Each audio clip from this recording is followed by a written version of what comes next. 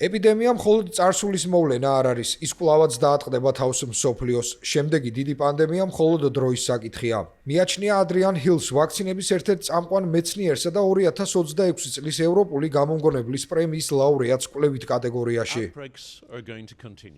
აფეთქებები გაგრძელდება, ისინი ახლა უფრო ხშირად ხდება ზოგიერთი მათგანის შესახებ ჩვენ არც კი ვიცით. ისინი ძალიან სწრაფად ხდებიან საზოგადოებრივი ჯანაცვის მიერ შემუშავებული ზომებით, მაგრამ ყოველწლიურში არის ერთი, რომელიც ბევრად უფრო სერიოზულად გამოიყურება. რა თქმა უნდა, COVID-ი ამის შესანიშნავი მაგალითია. ადრიან ჰილი მიიჩნევს, რომ COVID-ის შემდეგ საზოგადოება ნებისმიერი ახალი პანდემიისთვისაა მზად.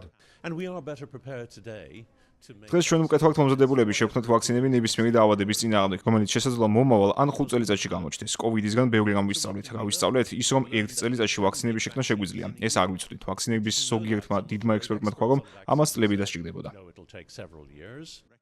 კორონავირუსის პანდემიის შემდეგ ვაქცინების მიმართ გაჩენილი უნდობლობის მიუხედავად, ადრიან ჰილი ოპტიმისტურად არის განწყობილი, რომ საზოგადოების ნდობა თანდათან აღდგება.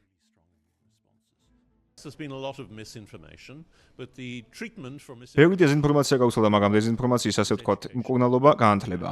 სინამდვილეში ადამიანების უმეტესობას ესმის, რომ ვაქცინა მკურნალობის ძალიან მნიშვნელოვანი საშუალებაა, თუნდაც COVID პანდემიისა და ნეგატივისა, რომელიც სხვა ფაქტორებით იყო გამოწვეული და არა უსაფრთხოების სამეცნიერო შეფასებით. ეს შეფასება მუდმივად იცვლება, ასე რომ ვაქცინები არც δεν გაქრება.